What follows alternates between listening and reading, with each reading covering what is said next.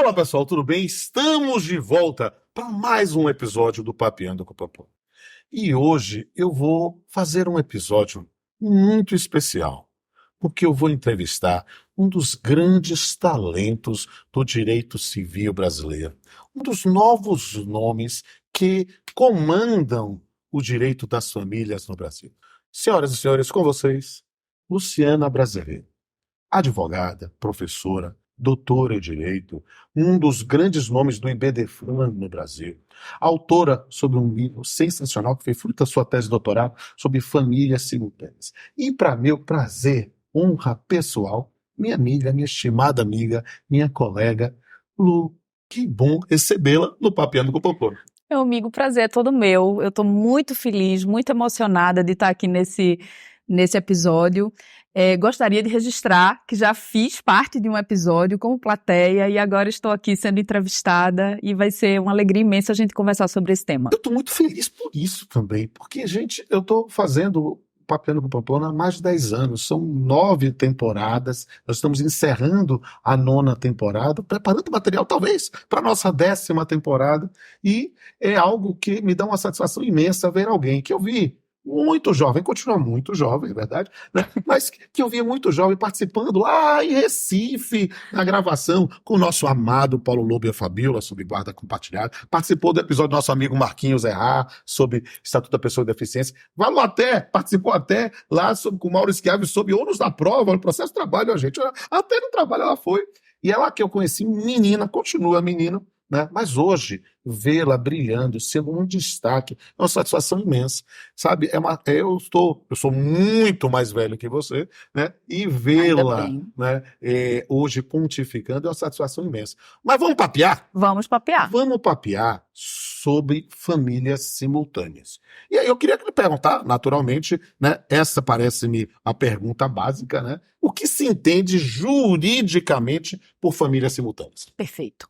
Bom, é importante dizer que as famílias simultâneas, elas estão no Brasil desde sempre. Né? São fatos só? Nós agora estamos começando a falar sobre as famílias simultâneas de maneira mais séria, de maneira doutrinária, de maneira jurisprudencial. Né? E as famílias simultâneas são aquelas que se estabelecem a partir da formação de 2 ou mais entidades familiares, conjugais, obviamente, né? A gente aqui está falando de conjugalidade, né?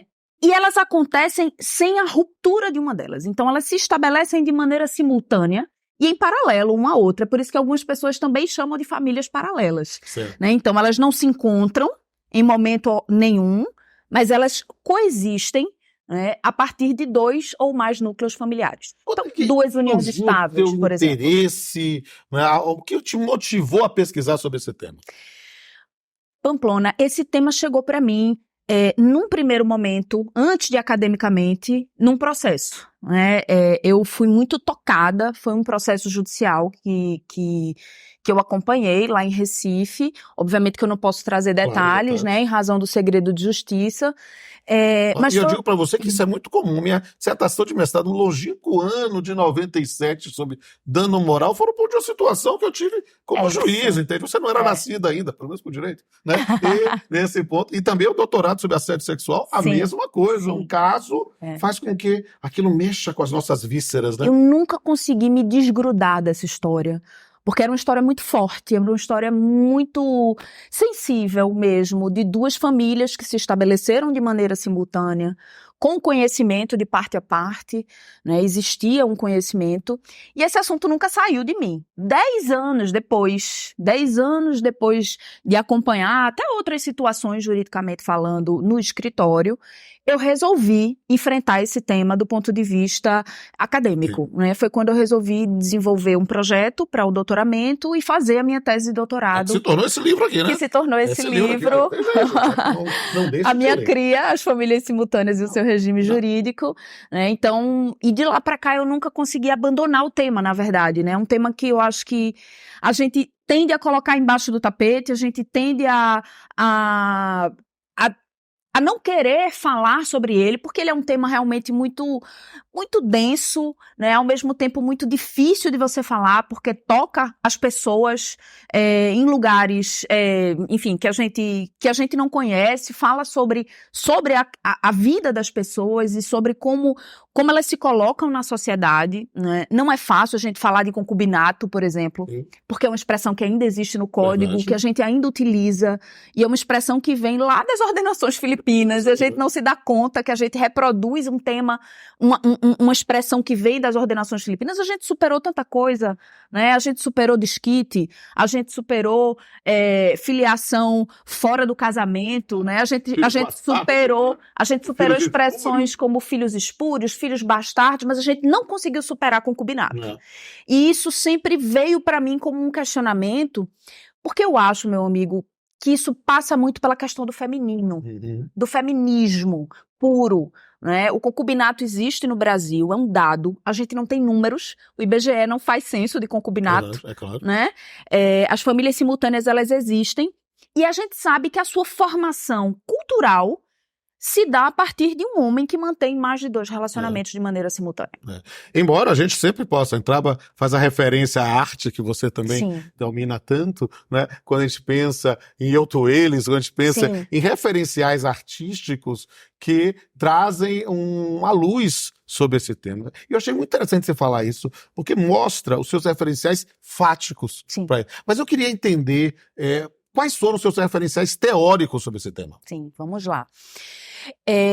Bom, o meu grande marco teórico é o professor Paulo Lobo, né? O professor Paulo, eu tive a honra de ser orientanda do professor Paulo Lobo, né?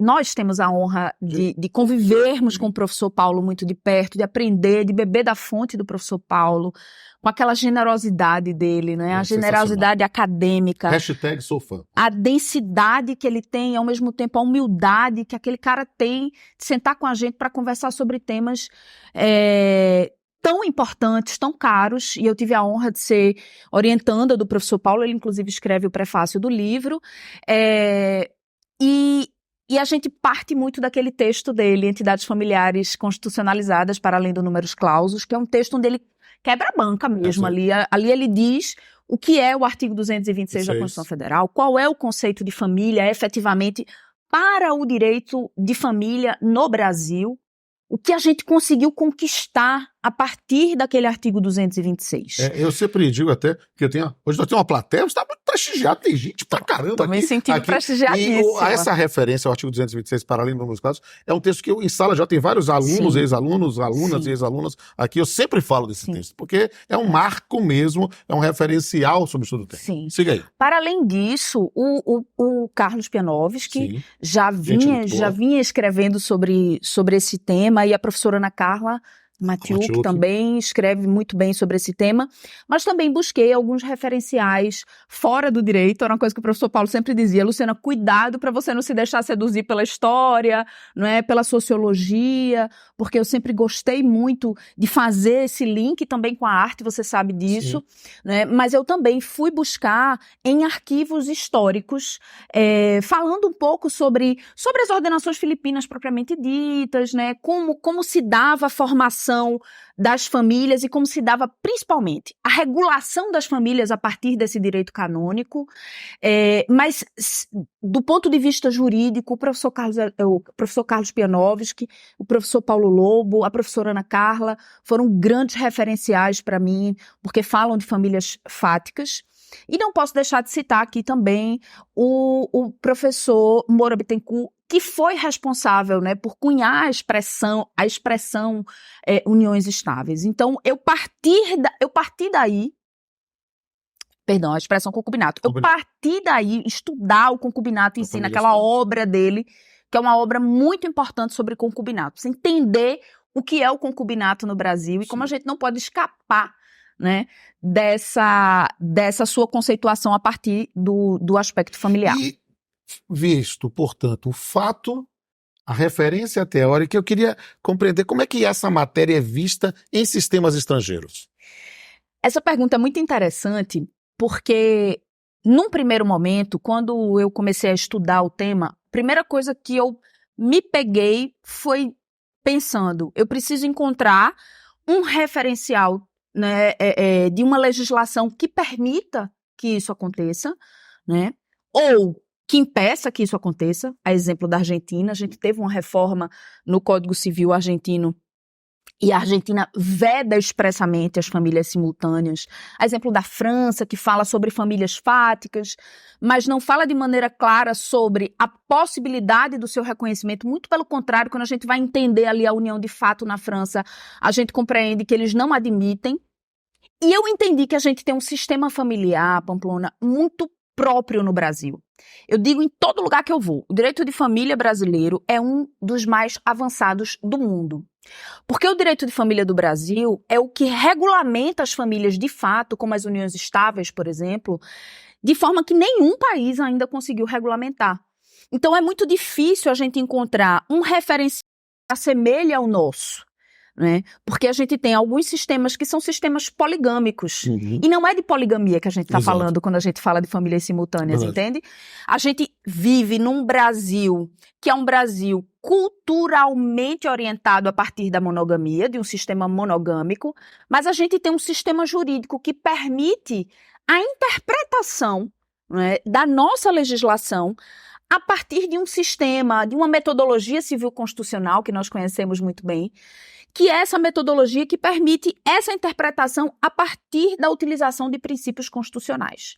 Então, por exemplo, recentemente nós tivemos uma decisão do Tribunal de Justiça do Paraná que reconheceu, mesmo após o pronunciamento do STF nas decisões de repercussão geral dos temas 526 e 529, reconhecendo a possibilidade das famílias simultâneas a partir da Corte Interamericana de Direitos Humanos. Interessantíssimo. Fazendo a interpretação da dignidade humana da pessoa, do direito a alimentos, do direito ao envelhecer com dignidade, porque falava sobre pensão previdenciária. Sim. Então, o direito a envelhecer com dignidade. Esse é um tema fascinante e eu queria ir justamente porque a gente pensou em fato, em norma e em valores. Nessa perspectiva, eu queria entender justamente como é que ficou a situação no Brasil das famílias paralelas, das famílias simultâneas, justamente após a decisão do STF, em termos de repercussão geral. Perfeito. Essas duas decisões, só para a gente contextualizar, são dois temas de repercussão geral. Os temas 526 e 529, né? E aí, para quem não conhece, eu já convido a entrar no meu Instagram, @lubrasileiro, e também no Instagram do Direito Civil em Debate, para ver a minha resposta falando sobre esses temas. Porque é importante, Lu faz parte do projeto. Eu faço parte do projeto Direito Civil. Estou fazendo o jabá. Toda quinta-feira tem vídeo novo e pergunta nova. Fazendo o jabá do nosso grupo, né? Então, a minha resposta foi justamente sobre esses dois temas. São dois temas que tratam do direito previdenciário, mas também do direito civil, de uma maneira geral, sobre a possibilidade ou não do reconhecimento das famílias simultâneas, né, dessas famílias que o STF chamou de concubinato de longa duração. E o STF decidiu, em dois momentos muito próximos, a impossibilidade desse reconhecimento. Então, o STF se pautou na ideia de que a monogamia é um princípio jurídico que tem força de lei e que impede que a gente tenha duas famílias estabelecidas no mesmo lapso de tempo. Então, o que a gente tem a partir dessas decisões? Nós temos um grande problema a ser resolvido. Fato que precisa de regulação. Nós temos um desafio, que é um desafio da doutrina, da gente, de conversar sobre isso. Então, muito obrigada pelo convite, de me chamar para a gente poder falar sobre isso, para a gente refletir sobre o impacto desse tema. O que acontece hoje? Se você me dissesse assim, Lu, o que é que você diz para uma pessoa que chega no teu escritório e diz, eu tenho uma situação de família simultânea, o que é que eu vou fazer para resolver? Do ponto de vista patrimonial, essa pessoa não pode doar, essa pessoa não pode ser beneficiária como num testamento, essa pessoa não vai ter direito sucessório, essa pessoa não vai ter direito ao reconhecimento de um regime de bens, portanto, né, a ideia de que existia esforço comum, a presunção do esforço comum para a formação do patrimônio, essa pessoa não vai ter o reconhecimento de que ela viveu numa relação de família. Ou seja, ela está à margem da lei. Ela está, eu diria que o seu reconhecimento é de que ela tem uma família, porque o STF disse isso. O STF disse, olha, se existem duas uniões estáveis acontecendo em paralelo e em simultâneo, a que primeiro propuser a ação terá prioridade. Se a segunda conseguir anular o reconhecimento da primeira, será da segunda o direito. Então, o que o STF fez foi estabelecer que nós teremos uma família com efeitos jurídicos e uma família sem efeitos jurídicos. E veja que coisa desafiadora, porque você não vai atribuir efeitos jurídicos que vão além do patrimônio, meu amigo. Não. É o direito de você, e eu ouvi dessa pessoa que foi procurar no escritório, ela disse assim, doutora, eu só quero saber se eu tenho uma família, porque eu já passei por alguns escritórios de advocacia e as pessoas me apresentaram algumas soluções. Entre com ação para reconhecer a sociedade de fato, entre com ação para você reaver o seu patrimônio, entre com ação pedindo uma indenização por serviços domésticos prestados. Parece um resgate, a construção da autonomia da União Estável, que aí tem inclusive um episódio, pode ser complementar esse, com Giselda Ironaca, especificamente falando disso. Perfeitamente, a professora Giselda tem um texto. A União Estável, eu gosto de falar em sala de aula, gente, a União Estável passa por todo o jeito privado brasileiro, porque ele começa com o trabalho, vai para o empresarial e para chegar na dignidade constitucional e família. É exatamente isso. E aí ela dizia o seguinte, ela dizia, e o que eu construí ao longo de décadas de relacionamento? Qual é o nome disso? Né? Que nome eu posso dar a essa relação? Era uma relação empresária? Era uma relação de trabalho? Eu era o quê? Empregada? Ou eu era patroa? Né? Nessa relação, eu era sócia? Era prestadora de serviços? Eu gostaria, e eu nunca vou me esquecer, eu gostaria de ser família. Eu acho que falar sobre família enseja reflexões cada vez mais profundas. E como eu disse, tem uma plateia aqui enorme que está doida para fazer perguntas. Daqui a pouco a gente volta. Olá, meu nome é Alana. Eu gostaria de saber como foi historicamente o reconhecimento das famílias paralelas no Brasil. Muito bem, Alana. Esse reconhecimento, acho que Pamplona falou no primeiro bloco sobre isso, né? Esse reconhecimento, ele começa muito dentro do ambiente do trabalho. As primeiras notícias que nós temos de famílias simultâneas, do ponto de vista jurisprudencial, começam no STJ, com decisões do STJ, firmando posição no sentido de que é possível a atribuição de uma indenização por serviços domésticos prestados, é por isso que nós falamos aqui numa relação de trabalho, para aquelas pessoas que não tinham o reconhecimento de uma união estável.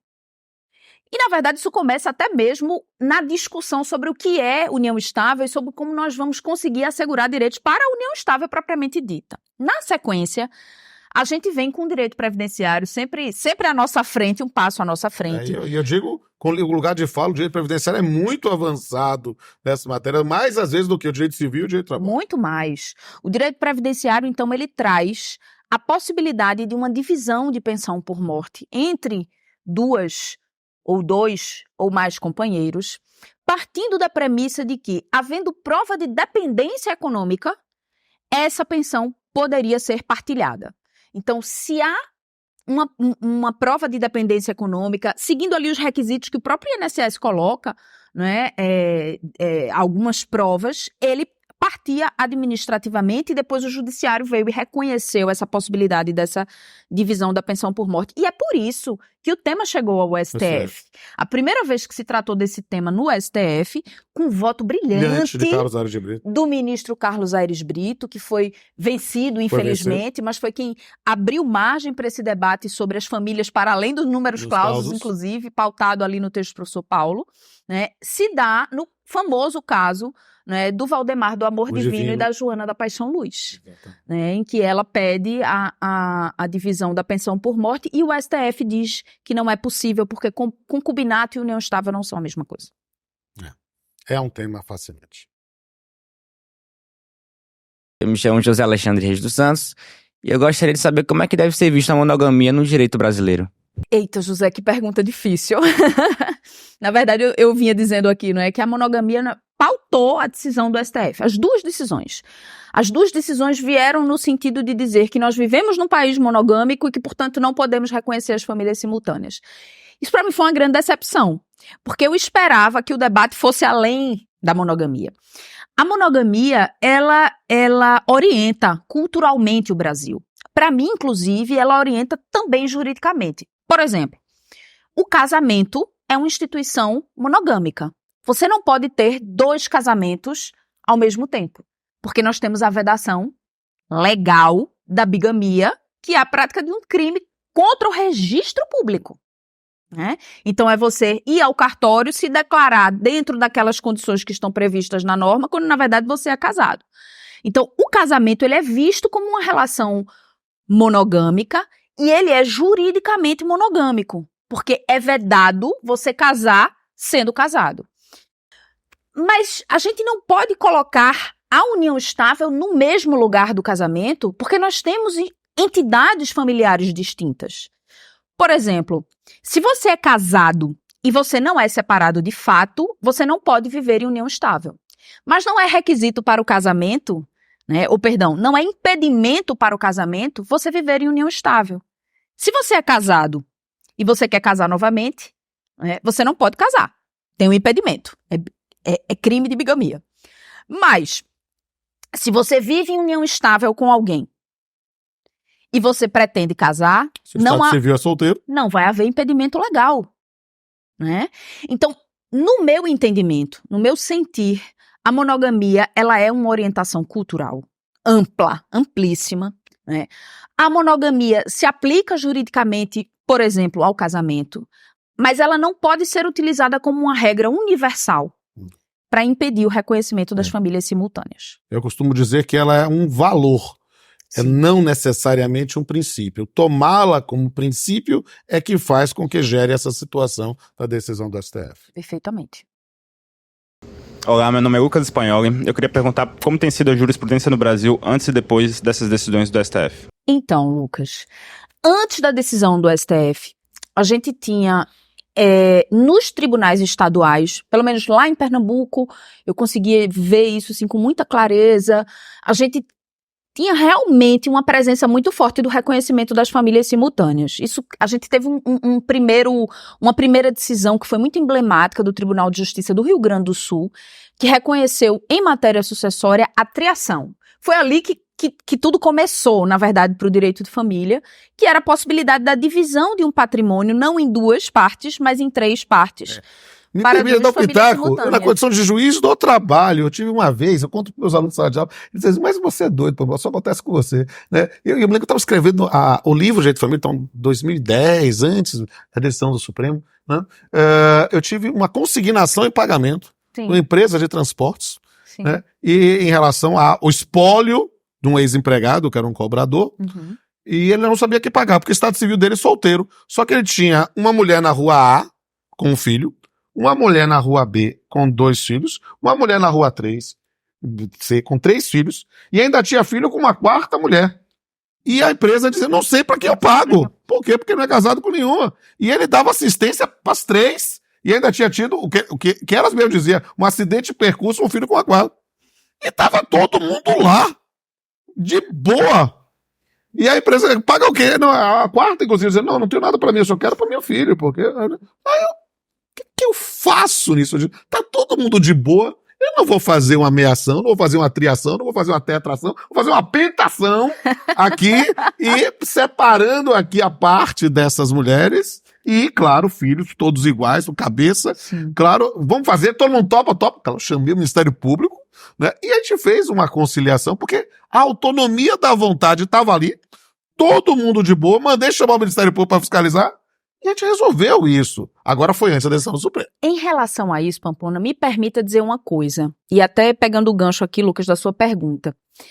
Esse é um dos grandes problemas. Do ponto de vista conciliatório, a gente sempre vai ter soluções. A gente sempre vai encontrar as soluções. Então, as pessoas, às vezes, chegam no escritório, extrajudicialmente, elas resolvem entre elas. A gente consegue dar a assistência jurídica, a gente consegue fazer a orientação jurídica, a gente consegue dizer, olha, vocês podem fazer dessa maneira, mas quando isso vira algo conflituoso, para a gente não usar a expressão litigiosa, e que a gente precisa da justiça, a gente se depara com um problema que é esbarrar na decisão do STF. Depois dessas duas decisões, a jurisprudência, obviamente, segue a orientação do STF, até porque a matéria era de repercussão geral. Exato. Né? Mas a gente já tem aí o Tribunal de Justiça do Paraná dando indícios, indicativos de reconhecimento de uniões simultâneas para fins previdenciários, utilizando a Corte Interamericana de Direitos Humanos, o que eu achei falando numa seara um sinal de esperança. que não é a nossa seara, mas acaba sendo um pouco minha na condição acadêmica e de magistrado, esses modelos de decisão com repercussão geral, com força vinculante, que vieram simultaneamente após a emenda 45, ainda precisam ter uma maturação suficiente para pensar na sua revisão. Sim. Porque parece uma solução muito fácil imaginar algo que com força vinculante venha numa perspectiva ampliativa. Mas quando é restritiva, como o fato social precisa repensar. Isso talvez seja um bom tema para um futuro episódio do Papeando com Pampulha. Concordo. Tô dando todo o apoio aí para esse tema, porque de fato é uma situação que precisa ser analisada. Olá, Luciana. Meu nome é Camila Cordeiro. Eu gostaria de saber a diferença entre família simultânea e família poliafetiva. Ótima pergunta, Camila. As pessoas sempre se perguntam ou às vezes confundem esses dois conceitos, não é? Da família poliafetiva, a gente tem coexistência de afetos, vamos dizer assim, para ser poética, né? A gente tem coexistência de afetos num único núcleo familiar. Então, a gente tem 3 ou mais pessoas se relacionando dentro de um único núcleo familiar, né? Nas famílias simultâneas, nós não temos essa coexistência. A gente tem 2 ou mais famílias existindo, né? Existindo, é importante a gente usar essa expressão, simultaneamente, mas em paralelo. Então, elas não se encontram, elas não se tocam. A gente tem 2 casas. Pontos de interseção em um dos sujeitos. A gente tem 2 casas, a gente tem 2 casais, por exemplo, cada um com seus filhos, né? Mas na família poliafetiva, não. A gente tem um trisal, por exemplo, como as pessoas falam, né? Então, a gente tem 3 pessoas se relacionando entre si. Olá, professora. Meu nome é Amâncio. Queria saber quais conselhos você daria para quem quer se aprofundar mais sobre o tema. Amâncio, eu acho que eu vou sugerir que você leia meu livro. Boa referência. Pensou exatamente o que eu faria. Vou fazer o meu jabá, né? Que foi a tese do meu doutoramento. Mas, com toda certeza, os textos do professor Paulo Lobo são muito importantes em relação a isso. Eu quero dizer que a partir de muitas discussões que nós tivemos, inclusive o professor Paulo, ele fez algumas inserções no material dele de pesquisa, no manual dele de Direito das Famílias. Quando eu digo a gente, não estou falando eu, Luciana, mas sim de sala de aula, do nosso grupo, do CONREP, né, do Constitucionalização das Relações Privadas. O professor Paulo, ele, como eu disse, ele é um homem muito generoso, então muito aberto a essas modificações da sociedade, né, e recomendo também muito fortemente, né, os textos do professor Pianovski, os textos da professora Ana Carla, né, nós temos muito material a respeito das famílias simultâneas. Há muitas pessoas pensando isso no país todo, inclusive aqui na Universidade Federal da Bahia, no grupo Direito e Sexualidade, já com o professor Leandro, e várias outras pessoas em todos os cantos, porque é um tema pujante. E é um tema que talvez realmente nós possamos chegar a uma conclusão para esse episódio, que a disciplina jurisprudencial fixada nesse momento merece ser maturada, refletida, se for possível, modificada. Mas isso, o futuro irá dizer. O destino sorrir ou não. Eu só posso dizer, minha mãe. Permite fazer um convite para Amâncio conhecer o brasileiro de direito de família, pelo grande Rodrigo da Cunha Pereira, Maria Berenice Dias, gigantesca de juristas. Com lideranças no país todo. Ela, a professora Fernanda aqui na Bahia, há vários colegas em todo o país. Sim, e eles dois são pessoas também, são sempre importantes na minha carreira, o professor Rodrigo, a professora Maria Berenice, são pessoas que falam sobre esse dedo na ferida mesmo, e falam de maneira isso, e Inclusive, só levantam pra o fazer IBD. entrevistados aqui do Papiano, inclusive, né? Trabalhou sobre direito de psicanálise e Maria pessoal, ou seja, para a compreensão de... Eu não consigo fazer uma petição sem ler o manual da Berenice, sem ler o dicionário dele. Né? O dicionário dele foi muito citado também no meu livro. Então, tem muito material, tem muito pano para manga. E a gente podia ficar aqui falando muito tempo mesmo. E Lu, você é encantadora, você sabe que você é destinatária privilegiada do meu afeto, do meu amor. Você faz parte de um grupo muito especial no meu coração, as minhas meninas lá de Recife. E que bom recebê-la em minha casa, recebê-la no Papiano, e peço a honra da gente fazer e encerrar o nosso brinde com a indefectível caneca do Pamplona, agora estreando novo formato, e que bom recebê-la. O prazer foi meu amigo, muito obrigada pelo convite. Amém. Saúde. E meus amigos, minhas amigas, vejam agora também alguma reflexão poética sobre o tema das famílias simultâneas, com o nosso arremate sempre de tentar fazer a inter-relação, o direito e a arte, o direito e a poesia. Até a próxima. Famílias simultâneas. Entre laços e lares se expande a jornada em um mundo onde a família se entrelaça. Simultaneamente, vidas se descobrem, afetos se formam, vínculos se constroem. Laços transcendem, formando um mosaico que não cabe em molde pré-definido. Herança de um mundo há muito arcaico, que não sabia que só o amor fazia sentido. Núcleos existem sem esperar autorização. Viver é mais urgente que a aceitação. Nas famílias simultâneas, o que fortalece é a visão de que o amor não tem fronteiras e que importa o vínculo que se estabelece entre aqueles que se amam, sem barreiras. Até a próxima.